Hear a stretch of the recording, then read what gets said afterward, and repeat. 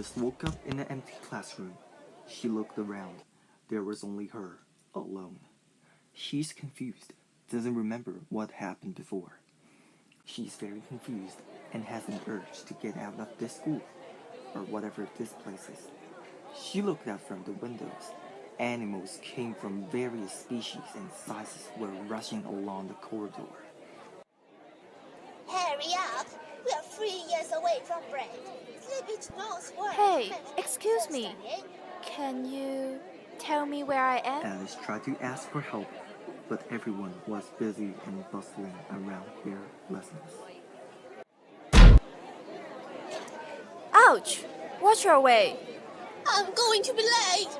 I can't late again. Great. I'm late because of you. Now I need to get the application from Hatter. I'm Alice. I'm so sorry about this, but I really need you. How can I get out of this odd place? I'm not supposed to be here. Honestly, your tardiness has nothing to do with me. Even if I haven't blocked you, you wouldn't have made it. Bad students always like to make excuses on others. Who? It's me, your friend Treasure Cat. Alice, if you want to get out of here, you might consider going to see the principal.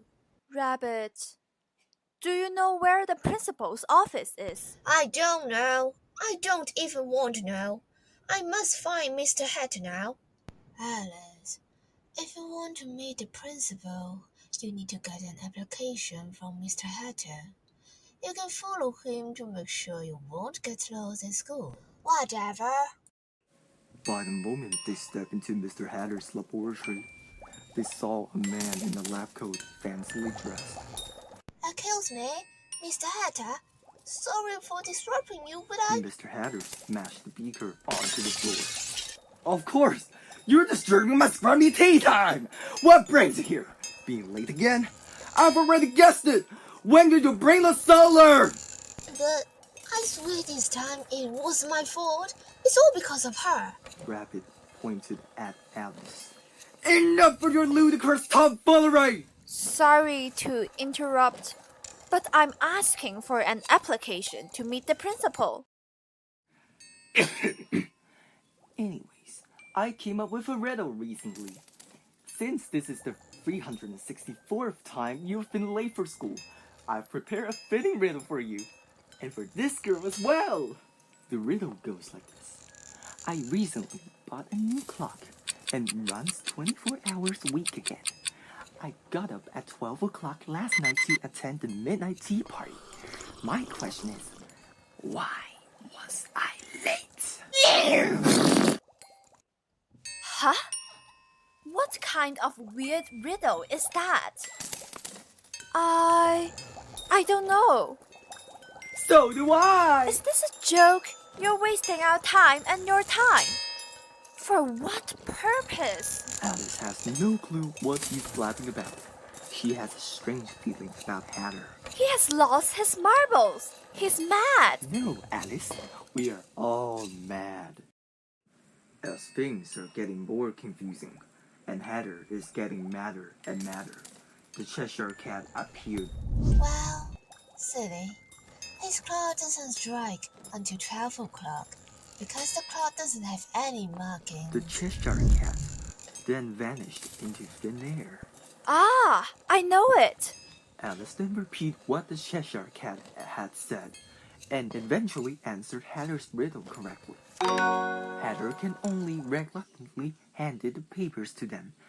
The White Rabbit received his late arrival slip, and Alice received her application form at last. They went to the sports field. What are they doing here? They are waiting for the execution. For what? For no reason. Perhaps their shoes don't wear backwards. Teachers always have the right to punish students for students' own good. Alice, you should not question the teacher's decision. Why not look for mistakes in yourself? Not him. Cut off his head. Did you little stupid silly annoying monster eat my strawberry pancake? Oh no! That was the Queen of Hearts, the dame of students. Alice, you must get her seal for approval on your application form if you want to see the principal. Who's next? Well, I'm so exhausted. Poker soldier cut off their heads. You are unreasonably insane. If you kill them all, there will be no students in the school. Anyone who doesn't get 100 should die. I ate the strawberry pancake. Catch me if you can. Catch that thief. Sorry, Rabbit.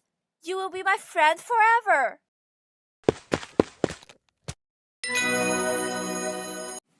Ultimately, after a myriad of adversities, Alice finally stepped in front of the door of the principal's office.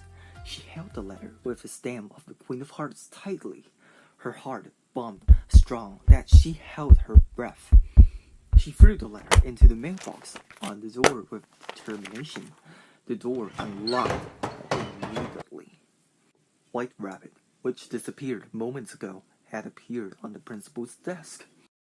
Oh, Rabbit, why are you here? Where's the principal? Here's your final challenge. Throughout this adventure, I'm sure you'll have reaped rewards. Alice thought wearily. The trip, she saw students rushing to different classes. A teacher who makes trouble for students to have fun.